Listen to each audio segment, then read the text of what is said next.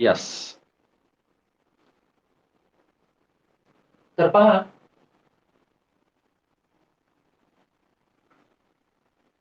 तर आपल्याला आता थर्ड मेथड बघायची, that is what, graphical method. Determination of order of reaction by graphical method. Determination of order of reaction by graphical method, by graphs किंवा graphical method. ही third method आहे. आतापर्यंत आपण पहिल्या दोन मेथड्स बघितलेले आहेत. एक पहिली मेथड ती म्हणजेच कोणती, की by using half life of reaction, and second means trial and error method. तर ह्या दोन्ही मेथड पाहिल्यानंतर आता आपण तिसऱ्या मेथडकडे वळतोय. दिसतंय ना सर्वांना? यस. तर तिसरी मेथड ती म्हणजेच काय, determination of order of reaction by using graphs. आता बघा, ग्राफ्स मध्ये कसं आहे, आपण वन बाय वन ग्राफ्स काढूयात. सगळ्यात पहिलं म्हणजे हाफ लाईफ ऑफ रिएक्शन. आपण जर प्रत्येकांचे एक्सप्रेशन जर बघितले, हाफ लाईफ ऑफ रिएक्शन म्हणजेच कोणती, झिरो ऑर्डर रिएक्शन. तर झिरो ऑर्डर रिएक्शन मध्ये ग्राफ हा कसा होता, K equals to zero order reaction मध्ये ग्राफ किंवा ग्राफ म्हणण्यापेक्षा त्याच्या रेट कॉन्स्टंटचं एक्सप्रेशन हे कसं होतं तुमच्या लक्षात आहे का, की के इज इक्वल टू किंवा टी इज इक्वल टू केच्या फॉर्म मध्ये आपण तिथं एक्सप्रेशन त्या ठिकाणी काढलेलं होतं. तर काय एक्सप्रेशन आलं होतं बरं for the first order reaction मध्ये, A zero minus A T upon T, अशा प्रकारचं एक्सप्रेशन आलं. बरोबर आहे. This is for zero order reaction. आपण जर तिथं जर फर्स्ट ऑर्डर रिएक्शन जर बघितलं तर तिथं कसं होतं, K equals to 2.303 upon T into log of A zero upon A T. कळतंय? जर इथं जर आपण सेकंड ऑर्डर साठी बघितलं तर सेकंड ऑर्डर रिएक्शन साठी ह्या केचं एक्सप्रेशन कसं होतं, की 1 upon T into in bracket 1 by A T minus 1 by A zero, अशा प्रकारचं एक्सप्रेशन. बरोबर आहे. 1 by A T minus 1 by A zero. तर अशा फॉर्म मध्ये आपण एक्सप्रेशन काढलेले होते. इथं जर थर्ड ऑर्डर असतं तर ह्याचा स्क्वेअर आणि याचा स्क्वेअर आला असता. इथं जर फोर्थ ऑर्डर असतं तर याचा क्यूब आणि याचा क्यूब तिथं आला असता. बरोबर आहे. तर अशा प्रकारचे एक्सप्रेशन आपण आतापर्यंत डिराईव्ह केलेले आहेत. दिसतंय ना सर्वांना? तर मग बघा, आता याच्यावरनं आपण ग्राफ्स वगैरे कसे तयार करू शकतो. आता झिरो ऑर्डर जर रिएक्शन असेल बरं का, तर फॉर सगळ्यात सुरुवातीला फॉर झिरो ऑर्डर रिएक्शन. तर झिरो ऑर्डर मध्ये नेमकं कसं आहे, की दॅट हा K means that is the rate constant. बरोबर आहे. Rate constant is directly proportional to rate of reaction. जेवढा रेट कॉन्स्टंट येतोय तर तेच रिलेशन रेट ऑफ रिएक्शन साठी पण असेल.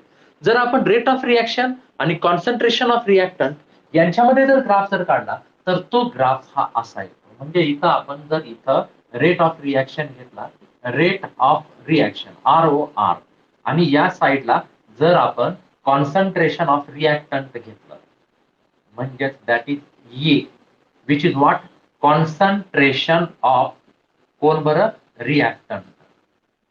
तर तेव्हा यांच्यातला जो ग्राफ आहे ना, तर तो ग्राफ कसा येतो, दिस ग्राफ इज लाईक दिस, हा अशा पद्धतीने बरं का. शोज व्हॉट, की as the concentration of reactant increases, so then at that time the rate of reaction, म्हणजे इथं त्यांच्यातलं काही रिलेशन नाहीये.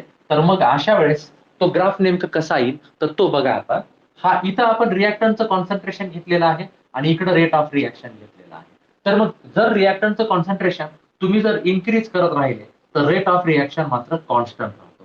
म्हणजे त्याला दाखवताना, ऍक्च्युली तुम्हाला दाखवताना कसं दाखवावं लागेल बघा, की त्या ज्या व्हॅल्यूज आहेत ना, रेट ऑफ रिएक्शन हा तेवढाच राहतो. जरी तुम्ही कॉन्सन्ट्रेशन वाढवत गेलात तरी पण रेट ऑफ रिएक्शनची व्हॅल्यू ही कॉन्स्टंट येते. त्याला तुम्ही अशा पद्धतीने दाखवू शकताय. हा ग्राफ तिथं येऊ शकतोय. किंवा त्याच्या उलट जर तुम्ही इथं घेतलंच, पहा आपण थोडस रिव्हर्स मॅनर मध्ये ठिकाणी घेऊयात. इकडच्या साईडला आपण रेट ऑफ रिएक्शन घेऊयात आणि इथं आपण घेऊयात कॉन्सन्ट्रेशन ऑफ रिएक्टंट. आता मात्र एक्झॅक्ट ग्राफ येईल, की कसं आहे, जरी समजा आपण रिएक्टंटचं कॉन्सन्ट्रेशन वाढवत गेला तरी पण रेट ऑफ रिएक्शन जर जेवढ्याला तेवढाच जर राहिला तर त्यावेळेस तुम्ही काय बोलणार आहात, त्यावेळेस तुम्ही सांगू शकतायत, काय सांगू शकतायत, की that reaction is what? Zero order reaction. Graph हा स्ट्रेट लाईन मध्ये, याच्या अगोदरच तुम्हाला हे पण ड्रॉ करून दाखवलेलं होतं की rate of reaction remains same. Rate of reaction जेवढ्याला तेवढाच आहे, जरी तुम्ही रिॲक्टंटचं कॉन्सन्ट्रेशन काय करत नेले, इन्क्रीज करत नेले. किंवा सेकंड क्रायटेरिया इज व्हॉट, की जर समजा तुम्ही आता इथं, आता मूळ मुद्द्यावर येऊयात आपण. टाइम आणि कॉन्सन्ट्रेशन ऑफ रिॲक्टंट, हा आहे टाइम आणि इकडं आहे रिॲक्टंटचं कॉन्सन्ट्रेशन. बरं का, की जसं जसं टाइम हा वाढत जाईल तसं तसं इथं मात्र रिॲक्टंटचं कॉन्सन्ट्रेशन हे मात्र कमी कमी होत जाणार आहे. म्हणजेच that shows the straight line. काय बरं? Straight line having negative value of slope. म्हणजेच तुम्ही कशाच्या अगेन्स्ट ग्राफ काढताय? Concentration of reactant. त्याला आपण इथं ए म्हणूया. ए म्हणजे रिॲक्टंट. बरं का, तर रिॲक्टंटचं कॉन्सन्ट्रेशन अगेन्स्ट टाइम हा जर तुम्ही ग्राफ काढताय तर तो ग्राफ एका स्ट्रेट लाईन मध्ये येतो आणि having what? Negative value of slope. त्याच्या स्लोपची व्हॅल्यू कशी येते? निगेटिव्ह येते. आता हे नेमकं कसं तुम्ही दाखवू शकताय बरं? हे जर तुम्हाला दाखवायचं असेल की बाबा हा ग्राफ एक्झॅक्टली आला कसा, तर ते दाखवण्यासाठी मी इथं काय करतोय माहिती आहे का? आता हे सगळं कट करतो आणि व्यवस्थित एक्सप्लेन करून दाखवतोय तुम्हाला. इथं कसं आहे, फॉर झिरो ऑर्डर रिॲक्शन, ह्या झिरो ऑर्डर रिॲक्शन साठी केचं एक्सप्रेशन हे असं आहे: change in concentration of reactant. Change in concentration किंवा सर्व A0 मायनस A आणि डिवायडेड बाय टाइम. आपण जर टाइमला इकडे आणलं तर टाइम इक्वल्स टू इथं काय होईल मला सांगा? A0 minus AT upon K. आता K तर कॉन्स्टंटच आहे. K कसा आहे? कॉन्स्टंट. म्हणजे तुम्ही इथं काय करू शकताय? हे इक्वेशन याच्यासोबत कम्पेअर करू शकताय. y equals to mx. y equals to काय? mx. m म्हणजे स्लोप, ओके, आणि x म्हणजे चेंज इन कॉन्सन्ट्रेशन, ओके. किंवा एक्स ऍक्सिस वर तुम्ही जर आता या व्हॅल्यू घेतल्या, म्हणजे बघा याला आपण अरेंज करताना असं अरेंज करूया. दिस इज इक्वल टू 1/k आणि इकडे जर आपण घेतलं A0 minus AT, okay. A0 minus AT. A0 म्हणजे सुरुवातीचं कॉन्सन्ट्रेशन आणि AT म्हणजे नंतरचं कॉन्सन्ट्रेशन. आपण जर इथं सपोज याला असं मल्टिप्लाय जर केलं, A0 by K minus AT by K. किंवा आता बघा मी थोडंसं आणखी डिटेल मध्ये एक्सप्लेन करतो. मी याला कट करतोय आणि तुम्हाला आणखी थोडंसं डिटेल मध्ये सांगतोय. आता पहा एक्झॅक्ट हा ग्राफ कसा येतो. इथं पहा, इथं आपण टाइम लिहिलं, इथं आपण K ची व्हॅल्यू लिहिली. सपोज याला आपण असं केलं, A0 by K minus AT by K, okay, असं केलेलं आहे. त्याच्यानंतर मग आपण असं केलेलं आहे की T इक्वल्स टू, बरं का, ही व्हॅल्यू अगोदर लिहा, मायनस 1/k इंटू AT आणि plus A0 upon K. A0 म्हणजे इनिशियल कॉन्सन्ट्रेशन आणि AT म्हणजे concentration of reactant at that time. जो टाइम इथं आहे त्या वेळेचं हे कॉन्सन्ट्रेशन आहे. आता जर तुम्ही हे इक्वेशन याच्यासोबत कम्पेअर केलं, y इक्वल्स टू तुम्ही असं केलेलं आहे mx प्लस सी. असं जर केलं तर आता ग्राफ थोडासा वेगळा आहे. मी तुम्हाला इथं ग्राफ इथं काढून दाखवतोय. y is equal to mx plus C. याचा अर्थ y ऍक्सिस वर ही व्हॅल्यू घ्या, x ऍक्सिस वर AT ची व्हॅल्यू घ्या, तर तेव्हा c हा येईल. c म्हणजेच काय? y intercept. म्हणजे बघा ग्राफ हा असा येऊ शकेल, हा y ऍक्सिस, हा x ऍक्सिस. समजतंय ना सर्वांना? बघा एकदा, आता मात्र सर्वांच्या एक्झॅक्ट लक्षात येईल. तुम्हाला दिसतंय का? आता बघा, हा x आणि ही व्हॅल्यू कुठे घ्यायची तुम्हाला? y ऍक्सिस वर. मग अशा वेळेस इथं काय येईल पहा, तो ग्राफ अशा पद्धतीने येईल. म्हणजे नेमकं तुम्हाला काय घ्यायचंय? y ऍक्सिस वर टाइम आणि x ऍक्सिस वर concentration of reactant at that time. रिॲक्टंटचं कॉन्सन्ट्रेशन त्या वेळेला. म्हणजे पहा, सगळ्यात अगोदर समजा रिॲक्टंटचं कॉन्सन्ट्रेशन हे 0 आहे, ओके. सगळ्यात अगोदर रिॲक्टंटचं कॉन्सन्ट्रेशन किती आहे? 0. रिॲक्टंटचं कॉन्सन्ट्रेशन 0 म्हणजे त्याचा अर्थ काय आहे की इनिशियली, सुरुवातीला, स्टार्टिंगला, तर त्यावेळेस मात्र इथं एक्स म्हणजे हा AT, ही व्हॅल्यू तुम्ही इथं घेतलेली आहे एक्स ऍक्सिस वर. किंवा तुम्ही याला या इक्वेशनला रिव्हर्स पण करू शकताय. आता हा ग्राफ असा येईल, म्हणजेच काय आहे की एकदम जास्त वेळेमध्ये टाइम जसा जसा वाढत चाललाय तस तसं या रिॲक्टंटचं कॉन्सन्ट्रेशन कमी कमी होत चाललंय. तुम्ही या इन्स्टंटला सांगू शकताय इथं इथं जी व्हॅल्यू येते ना, ही जी व्हॅल्यू आहे ना, तर ही व्हॅल्यू म्हणजेच काय की टाइम 0 असतानाचं कॉन्सन्ट्रेशन एकदम मॅक्झिमम. म्हणजे ही जी व्हॅल्यू आहे ती व्हॅल्यू आहे E0 ची, इथून इथपर्यंतची. आणि नंतर जसं जसं टाइम वाढत चाललाय तसं तसं काय होत चाललंय, रिॲक्टंटचं कॉन्सन्ट्रेशन कमी कमी होत चाललंय. हा एक पॅटर्न झाला, हा एक प्रकारचा ग्राफ झाला. हा पण ग्राफ तुम्ही असाच कम्पेअर करू शकताय. सी ची जी व्हॅल्यू आहे या व्हॅल्यूला तुम्ही A0/K असं बोलणार. काय बोलणार? A0/K. हा झाला एक फर्स्ट फॉर्मॅट. याला आपण म्हणूयात फर्स्ट फॉर्मॅट. आता याच्यामध्ये आणखीन एक फॉर्मॅट आहे ज्या ठिकाणी तुम्ही 0 ऑर्डरचा ग्राफ काढू शकताय. हा पहिला ग्राफ कळाला, हा दुसरा ग्राफ. आता बघा, हे इक्वेशन माहिती आहे ना तुम्हाला, slope and intercept form. M ला आपण स्लोप असं म्हणताय. एम म्हणजे काय? स्लोप. आणि सी म्हणजेच काय? Y intercept. सी म्हणजेच काय आहे? Y intercept. ओके, कळतंय सर्वांना? बघा इथं काय आहे ते, लक्षात आलंय का तुमच्या?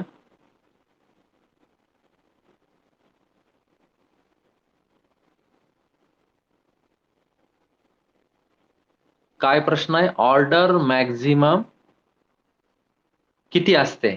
किती पण असू शकते, 5, 10, 50, 100 पर्यंत जाऊ शकते. त्याचं काय सांगता येत नाही. स्ट्रेट लाईन म्हणजे त्या लाईनचा, वरची लाईन ना, यस, त्या लाईनचा स्लोप 0 येणार. ओके, आता इथं बघा. ओके, आता हे पहा, हा झाला पहिला फॉर्मॅट, ग्राफ ड्रॉ करायचा फॉर द 0 ऑर्डर रिएक्शन. आपण या 0 ऑर्डर रिएक्शन साठी सेकंड फॉर्मॅट एक काढू शकतो.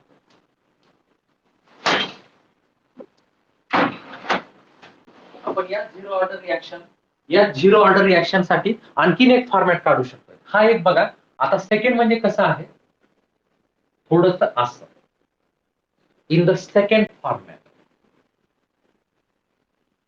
What we can take here. आता मी तेच एक्सप्रेशन रिपीट इथं घेतोय. काय आहे? A0 minus AT upon K equal to T. Okay, आपण इथं असं केलं, हा K इकडे नेला, म्हणजे A0 मायनस AT, त्याची व्हॅल्यू किती आली? KT. आणि हा मायनस AT किंवा हा प्लस A0 तिकडे गेल्यानंतर मायनस झाला. म्हणजेच इथं minus AT equals two plus A0 चा मायनस A0, किंवा त्याला असंच घेऊया, KT मायनस A0 झालं.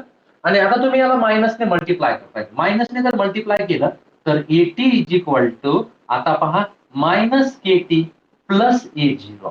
आता थोडासा स्टँडर्ड फॉर्मॅट मध्ये आपल्याला ग्राफ बघायला मिळेल. दिसतंय तुम्हाला? आता पहा, आपण थोडस स्टँडर्ड फॉर्मॅट मध्ये ग्राफ घेऊया.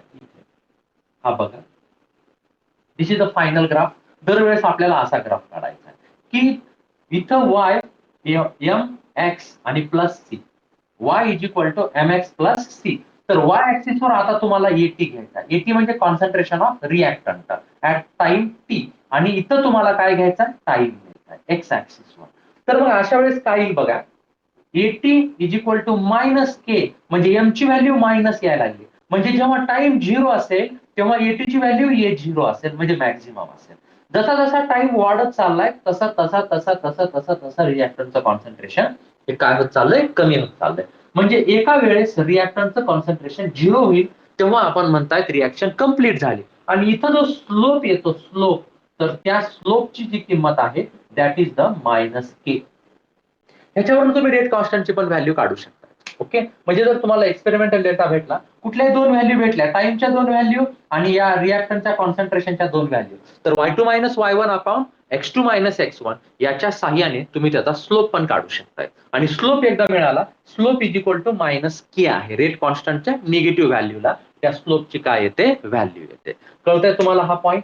तर मग बघा, आता जर समजा रिॲक्टंटचं कॉन्सन्ट्रेशन अगेन्स्ट टाइम हा जर ग्राफ निगेटिव्ह स्लोप मध्ये जर आला, ओके, जी लाईन ओरिजिन मधनं पास होत नाही, इथं या व्हॅल्यूला आपण इथं काय म्हणताय?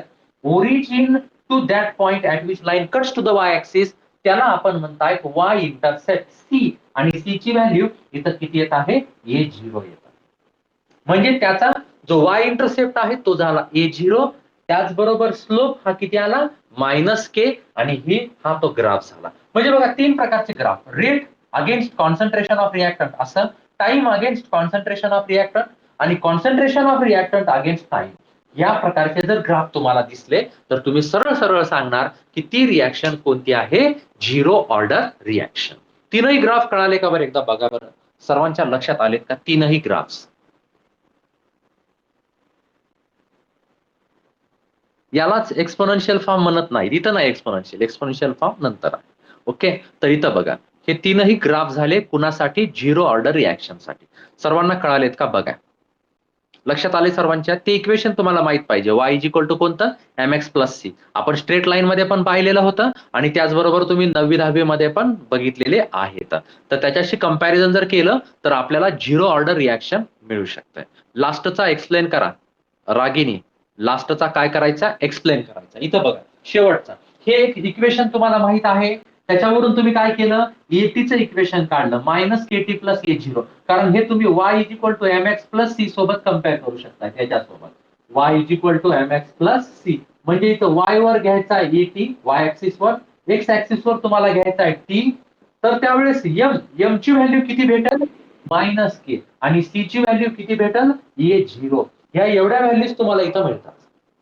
तर एटी टाइम, त्याचबरोबर इथं काय म्हटलेलं आहे, स्लोप निगेटिव्ह येतोय. स्लोप कसा येतोय, निगेटिव्ह. आणि सी ची व्हॅल्यू ए झिरो येते, म्हणजे तुम्हाला ग्राफ इथनं स्टार्ट करावा लागेल. आणि ही y is equal to M X plus C हे कुणाचं इक्वेशन आहे, स्ट्रेट लाईनच इक्वेशन आहे. ओके, कळालंय? अशा पद्धतीने आपण तो ग्राफ काढलेला आहे. दिसतंय का बघा सर्वांना, कळालंय सर्वांना आता?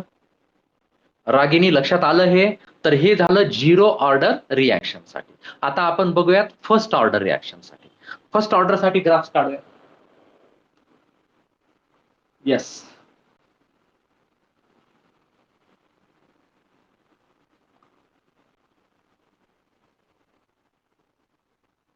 For first order, number second for first order reaction.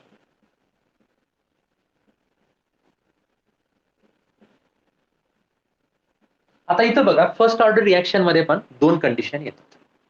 सर्वप्रथम आपल्याला हे एक्सप्रेशन माहितच आहे, K equals to 2.303 upon T into log of A zero upon eighty.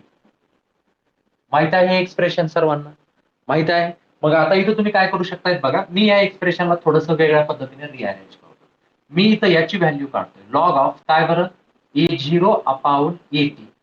याची व्हॅल्यू हा टी इकडं कुणाला, केला, केला मल्टिप्लाय मध्ये टी आला, 2.303 इकडं डिवाइड मध्ये कुणाला, केला.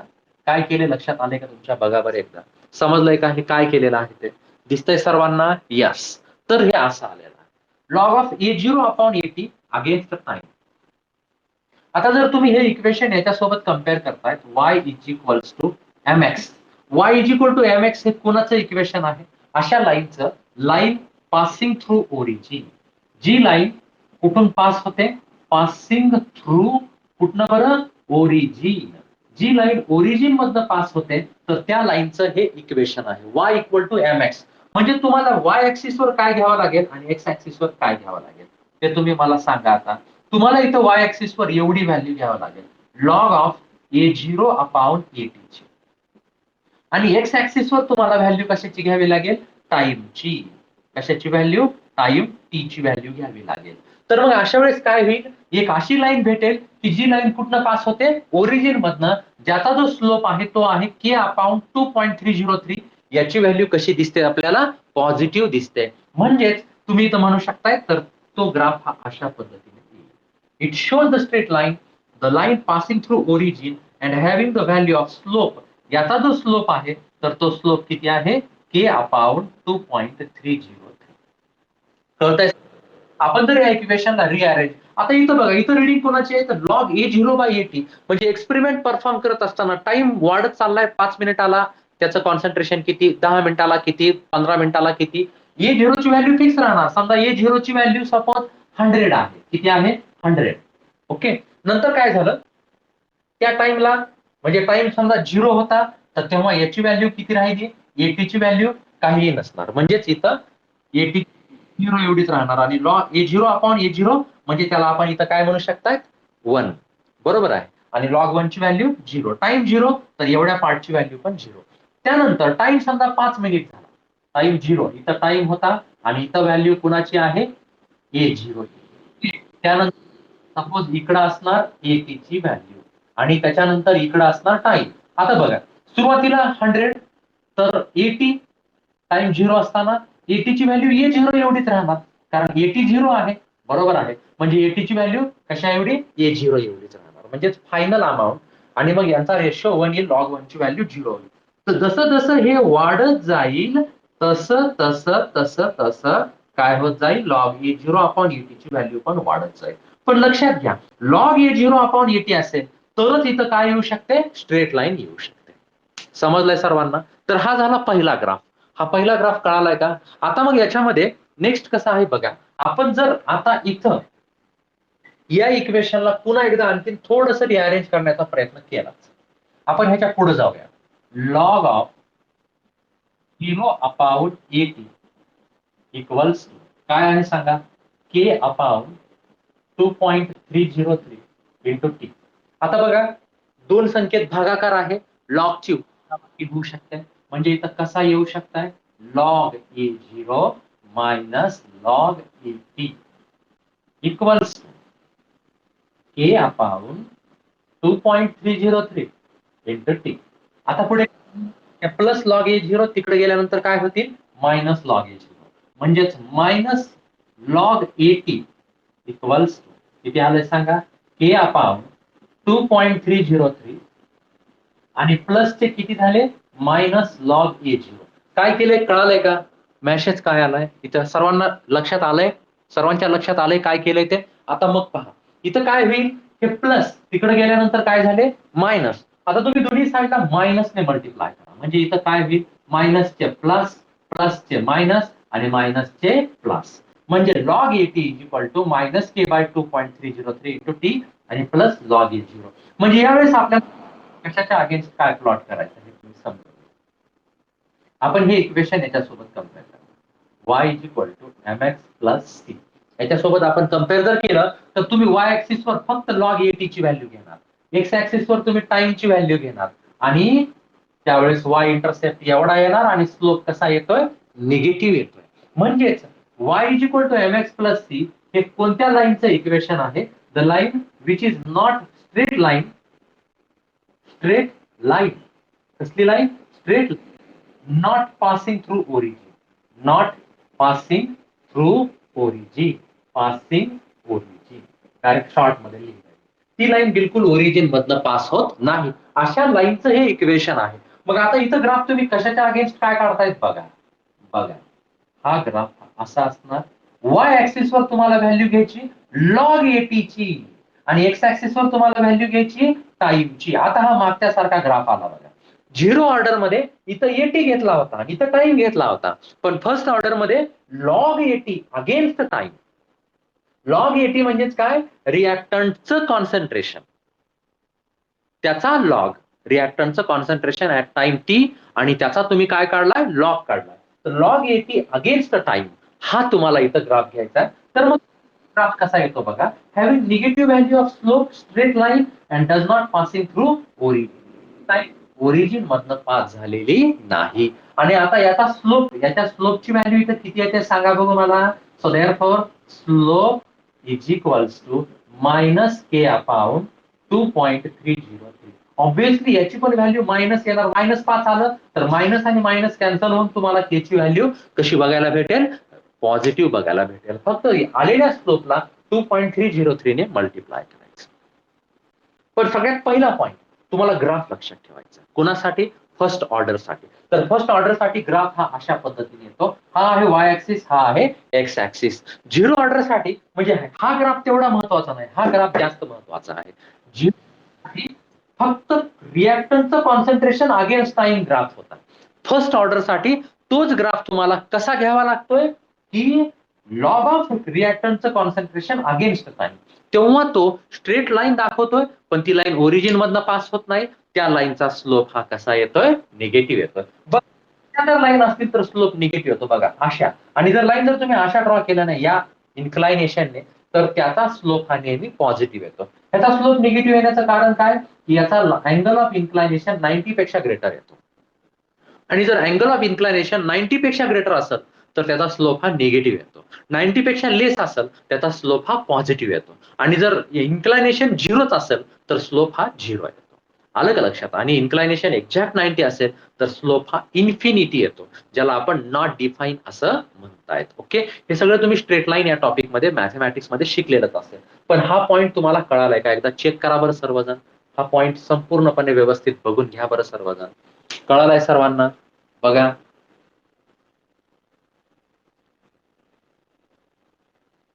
कन्व्हर्जन कळालंय ते. लॉग ए बाय बी म्हणजे लॉग ए मायनस लॉग बी. यस. कोण आहे? सेकंड स्टेप सांगा. पलीकडची ना, लॉग A0 अपॉन AT. लक्षात आलं का? Yes, understood. कोण होत्या सेकंड स्टेप वाल्या? रागिनी. हा, यस. लॉग ए बाय बी म्हणजे लॉग ए मायनस लॉग बी. आता आपण डेरिव्हेटिव्ह मध्ये पण बऱ्याच वेळेस हे पाहिलेलं होतं. समजलंय का कशा प्रकारचा ग्राफ आहे? फर्स्ट ऑर्डर रिॲक्शन कसं ओळखणार तुम्ही? तर फर्स्ट ऑर्डर रिॲक्शन ओळखायची जर तुम्हाला असेल तर आपण काय करणार? हा ग्राफ पाहणार. हा लॉग काय आहे बघा इथं, हा ग्राफ पहा. Log eighty against time. हाच ग्राफ 0 ऑर्डर मध्ये कसा होता? 80 अगेन्स्ट टाइम होता. तर लाईन स्ट्रेट लाईनच आलेली होती, पण 80 अगेन्स्ट टाइम होता. जर लॉग 80 अगेन्स्ट टाइम असेल तर तुम्ही म्हणणार काय आहे? ती रिॲक्शन फर्स्ट ऑर्डर रिॲक्शन आहे. लक्षात आलं? किंवा log A0 by AT against time जर काढला तर तेव्हा ती लाईन ओरिजिन मधनं पास होते, स्लोप पण पॉझिटिव्ह येतो. अशा पद्धतीने इथं येत आहे. मुद्दा कळायला लागलाय सर्वांना? म्हणजे पॉझिटिव्ह स्लोप आला तर लाईन ओरिजिन मधून नाही, पॉझिटिव्ह ओरिजिन मधून पास होईल असं नाही. निगेटिव्ह वाल्या पण ओरिजिन मधनं पास होऊ शकतात. तसा काही पॉईंट नाही इथं. कळतंय ना? रोहन खेत्रे इथं बघा, मी इकडं या ठिकाणी त्याचं एक्झाम्पल सांगतो. समजा इथं बघा, आता ही लाईन असेल, ह्या लाईनचा स्लोप पॉझिटिव्ह आहे, बरोबर आहे. पण लाईन ओरिजिन मधनं पास झाली का? नाही. ही लाईन आहे, या लाईनचा स्लोप पण पॉझिटिव्ह आहे, पण ही लाईन ओरिजिन मधनं पास झाली का? नाही. तर असं काही नाही की स्लोप पॉझिटिव्ह असेल तर लाईन ओरिजिन मधनं पास होते आणि निगेटिव्ह आलं तर पास होत नाही. निगेटिव्ह आली पण त्या ठिकाणी ओरिजिन मधनं पास होऊ शकते. त्याचं उदाहरण कसं? समजा असं, आता बघा ही लाईन आहे, ही लाईन. तर ह्या लाईनचा स्लोप आता कसा आला? निगेटिव्ह आला. पण लाईन कुठनं पास झाली? ओरिजिन मधनं. ओके, पॉईंट कळाला? रोहन खेत्रे आपण हा डाऊट विचारलेला. झालंय? समजलंय सर्वांना आता? यस. ओके. कधी पास होते? ओरिजिन मधनं कधी पास होते? तर इथं बघा, जर त्याच्यामध्ये कॉन्स्टंट सी ची टर्म जर नसेल तर. आता इथं कसं आहे? फक्त y is equal to mx आलं. प्लस जर काय असतं इथं तर म्हटलं असतं लाईन ओरिजिन मधनं पास होत नाही. आलं का लक्षात? म्हणजे याच्यात जर तुम्ही x 0 ठेवलं तर y पण 0 येतोय. टाइम 0 ठेवला तर लॉग A0 बाय AT त्याची पण व्हॅल्यू कम्प्लिटली काय येते? 0 येते. मग म्हणायचं लाईन कुठनं पास होते? ओरिजिन मधनं. आता ह्याच्यात कसं आहे बघा, x ची व्हॅल्यू जरी 0 ठेवली तर y ची व्हॅल्यू 0 येते का? नाही. तर y ची व्हॅल्यू c येते. मग म्हणायचं लाईन ओरिजिन मधनं पास होत नाही. आलं का लक्षात सगळ्यांच्या? अँगल 90 किंवा 90 पेक्षा कमी पाहिजे तर पॉझिटिव्ह स्लोप. हा पण पॉईंट अगदी करेक्ट आहे. आलं लक्षात? अँगल ऑफ इन्क्लायनेशन याला म्हणायचं, हे बघा हा जो अँगल आहे ना, याला अँगल ऑफ इन्क्लायनेशन म्हणतात. आणि तो जर 90 पेक्षा कमी आला तर म्हणायचं पॉझिटिव्ह. इथं बघा, इथं हा अँगल जो आहे ना एक्स ऍक्सिस सोबत, तो 90 पेक्षा कमी येतोय, मग स्लोप हा कसा आला? पॉझिटिव्ह. इथं पहा, हे बघा हा अँगल ऑफ इन्क्लायनेशन 90 पेक्षा कमी म्हणून त्याचा स्लोप पॉझिटिव्ह, परंतु 90 पेक्षा ग्रेटर म्हणून याचा स्लोप निगेटिव्ह. आलं लक्षात? समजलंय? यस. तर हे झालं फर्स्ट ऑर्डर रिॲक्शन कशी ओळखायची बाय युजिंग ग्राफ, ग्राफच्या मदतीने. चला ह्याचा स्क्रीनशॉट काढून घ्या सर्वजण. याचा स्क्रीनशॉट काढलाय का? यस. 1 2 3. मी पण काढलेला आहे, तुम्ही पण काढून घ्या. आता आपण जाऊया सेकंड ऑर्डर.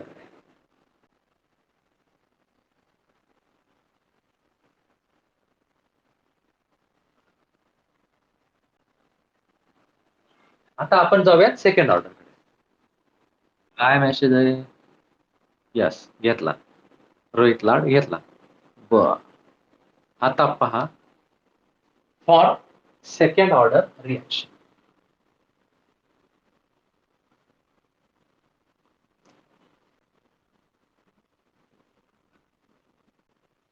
पहा आता सेकंड ऑर्डर मध्ये कसं आहे? रेट कॉन्स्टंटचा expression k is equals to 1/t, बरोबर आहे. आणि इकडं 1 upon a T minus 1/a0. काय माहित आहे तुम्हाला हे एक्सप्रेशन? आहे ना माहित सर्वांना? आता बघा थोडस आपण ह्या एक्सप्रेशनला थोडस एक्सचेंज करूया. चला आपण इथं काय करणार, हे टी इकडं मल्टिप्लाय मध्ये के टी आणि इकडं काय काय उरतील बरं आता, 1/a मायनस 1/a0. बघा आता मी डिरेक्टली लिहितोय, हे मायनस वाले इकडे आल्यानंतर प्लस होतील, म्हणजेच 1/a.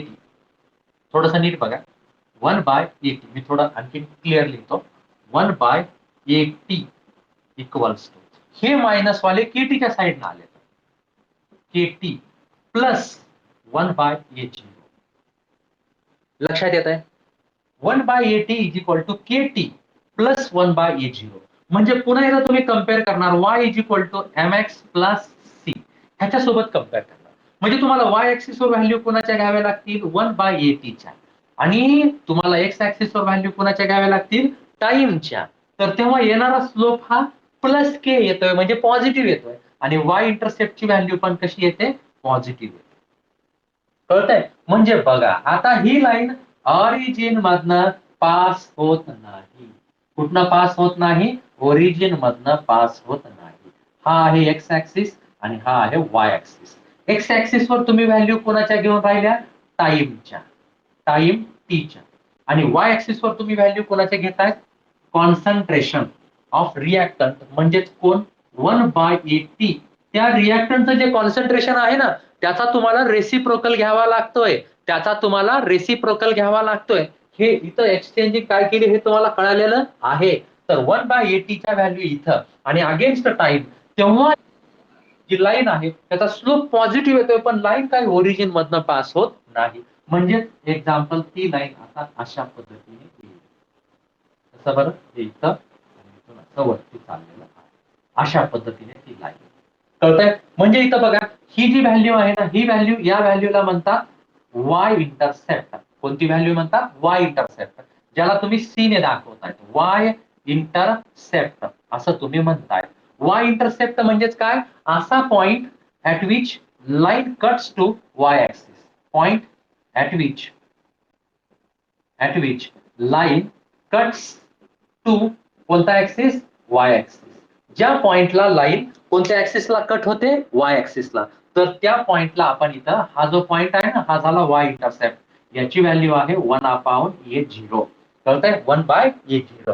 ती व्हॅल्यू ऑब्व्हियसली पॉझिटिव्हच असणार आहे. त्याचबरोबर स्लोप देखील पॉझिटिव्ह येतोय. ह्या लाईनला जर वळून तुम्ही इथं आणला असतं आणि अँगल ऑफ इन्क्लायनेशन जर काढला असता, बघा इथं हा X axis, angle of inclination obviously 90 degree पेक्षा कमी आहे, म्हणजे याचा स्लोप कसा आहे, पॉझिटिव्ह आहे. तर मग या स्लोपची व्हॅल्यू इथं किती येते, value of slope equal to positive पण किती, तर एक्झॅक्ट के ला इक्वल येते. कशाला इक्वल येते, के ला इक्वल. तर बघा आता तुम्ही हा जर ग्राफ तुम्ही जर पाहिला, 1/a against time, 1/a against time, हा जर ग्राफ तुम्हाला स्ट्रेट लाईन मध्ये दिसला, कशामध्ये, स्ट्रेट लाईन मध्ये, आणि त्याचबरोबर काय काय आहे सांगा याच्यामध्ये, की या लाईनचा जो स्लोप आहे तो पॉझिटिव्ह येतोय, वाय इंटरसेप्ट 1/a0 येतोय. लक्षात येते तुमच्या, वाय इंटरसेप्ट काय, 1/a0. झिरो ऑर्डर मध्ये वाय इंटरसेप्ट किती, फर्स्ट ऑर्डर मध्ये किती, आणि आता सेकंड ऑर्डर मध्ये किती, त्या व्हॅल्यूज तुम्हाला चांगल्या लक्षात ठेवायच्या आहेत. ओके, तर मग बघा, जर ग्राफ तुम्ही 1/a अगेन्स्ट टाइम काढला आणि तो स्ट्रेट लाईन मध्ये आला, ती लाईन ओरिजिन मधनं पास नाही झाली आणि त्या लाईनचा जो स्लोप आहे तो एक्झॅक्ट के आला, तर तेव्हा तुम्ही म्हणायचं ती रिॲक्शन कोणती आहे, सेकंड ऑर्डर रिॲक्शन आहे. पॉइंट कळालाय सर्वांना? अशा पद्धतीने तुम्ही बाकी ऑर्डरच्या पण सांगू शकता. लक्षात येत आहे? तर हे तुम्हाला समजलंय? एकदा बघा बरं, लक्षात आलंय का ते, कशा पद्धतीने काढलंय आपण याला, ते समजलंय का पहा. पॉझिटिव्ह म्हणजे अँगल 90 पेक्षा लेस. हा, एक्झॅक्ट व्हॅल्यू कशी काढायची, तर जेवढा अँगल असेल त्याचा टॅन अँगल, त्याला म्हणायचं स्लोप. ओके, समजा अँगल 45 आला तर टॅन 45 ची किंमत किती, 1. समजा अँगल 60 डिग्री आला तर टॅन 60 डिग्रीची व्हॅल्यू किती, √3, तर स्लोप त्याचा √3, अशी व्हॅल्यू त्याची काढायची. ओके, तो मॅथमॅटिक्सचा भाग आहे. फक्त आपण सध्या पॉझिटिव्ह निगेटिव्ह बद्दल इथं बोलू शकतोय. समजलं? समजलं? यस. ओके,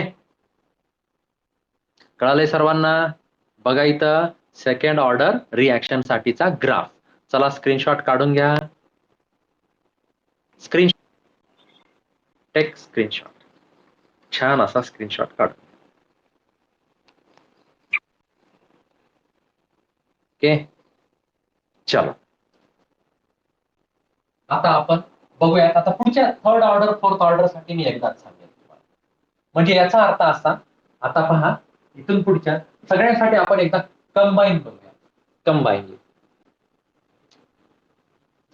कंबाईन ग्राफ सगळ्यांचे. बरं, आता बघा म्हणजे आपल्याला सो ऑन लक्षात येईल. So on. सगळ्यात पहिलं झिरो ऑर्डर. बरं, तर झिरो ऑर्डर मध्ये कसा आलेला आहे पहा. आता झिरो ऑर्डर मध्ये हा वाय ऍक्सिस, हा एक्स ऍक्सिस. बरं, तर झिरो ऑर्डर मध्ये इथं तुम्ही रिॲक्टंटचं कॉन्सन्ट्रेशन आणि इथं तुम्ही टाइम घेतलेला आहे. आणि हा ग्राफ जर अशा पद्धतीने आला तर तुम्ही त्याला काय म्हणणार आहात? तर तुम्ही त्याला म्हणणार आहात व्हॉट धिस इज स्लोप. आता जो स्लोप आहे तर तो येतोय -k. ओके, आणि या व्हॅल्यूला तुम्ही इथं म्हणणार ती रिॲक्शन कोणती झाली? Zero order reaction. कळालंय? तर ही झाली झिरो ऑर्डर रिॲक्शन. त्याच्यानंतर number next first order.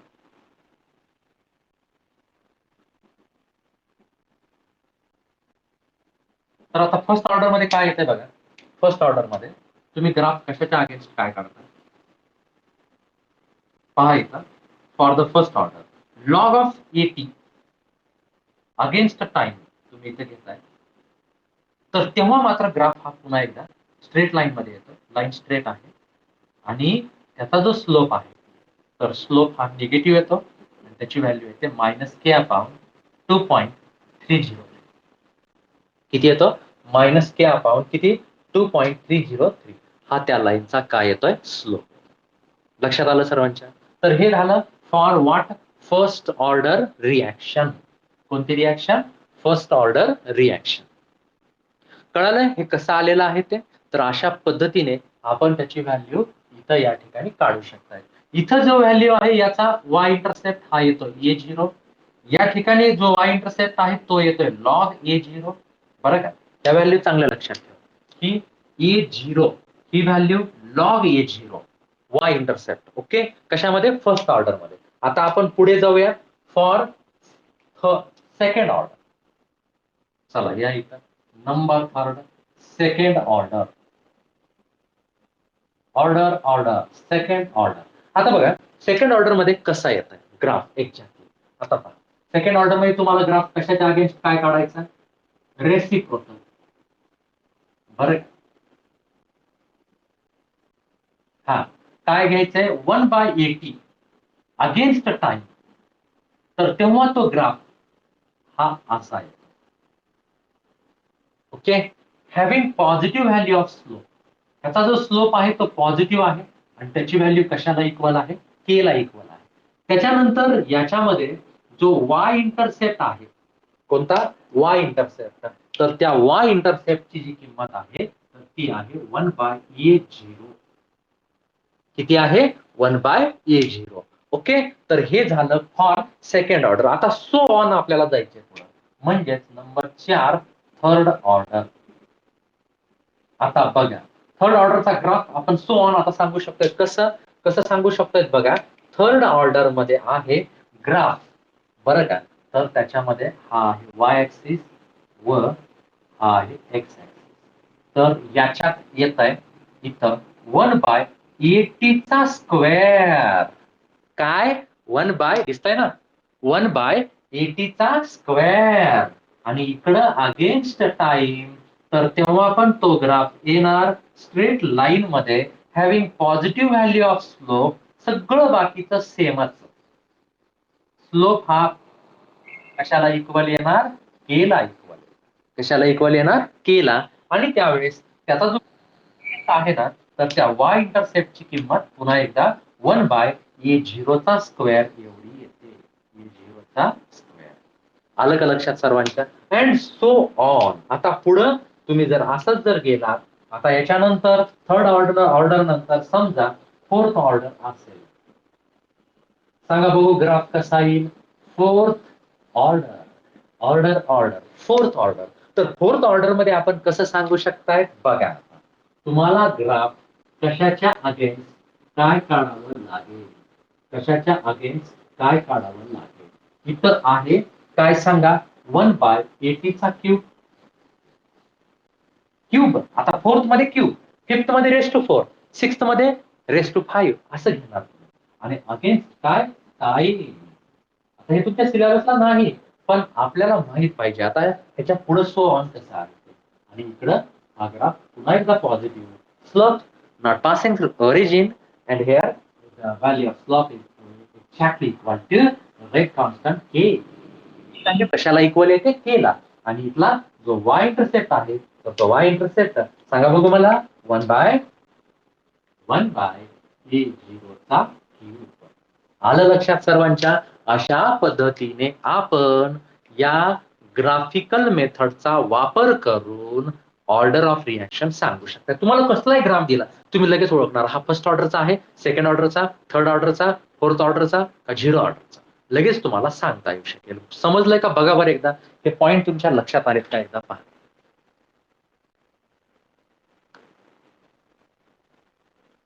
Third ऑर्डरचा सेमच आहे ना, पण व्हॅल्यू बघा, व्हॅल्यू पहा, value second third fourth value ज्या आहेत ना त्या कशा घेतल्यात त्या पहा, एक्स आणि वाय ऍक्सिस.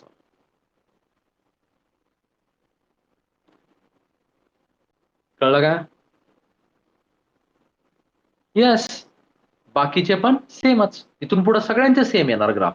फक्त काय प्रॉब्लेम, वाय ऍक्सिस वर तुम्हाला 1/80 चा पॉवर n-1 घ्यायचा आहे. ऑर्डर समजा 6 असेल तर त्याचा घातांक 5 घ्यायचा. आलं लक्षात, आयडिया कळाली का? इथं बघा, हे पहा, हे पहा, ऑर्डर फोर्थ आहे ना तर इथं ह्याचा पॉवर 3 घेतलाय. ऑर्डर जर फिफ्थ असती ना तर इथं ह्याचा पॉवर 4 घेतला असता. ऑर्डर जर सेव्हन्थ असती ना ह्याचा पॉवर 6 घेतला असता. बाकी सगळं सेम. समजलं, कळालं? Yes, very good. तर अशा पद्धतीनं आपण या ठिकाणी ग्राफच्या साहाय्याने ऑर्डर ऑफ रिॲक्शन डिटरमाइन केलेली आहे.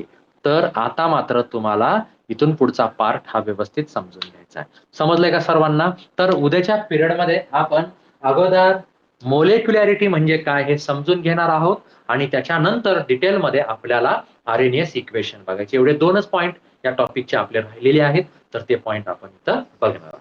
ओके, समजलं इथपर्यंत सर्वांना? So let us stop.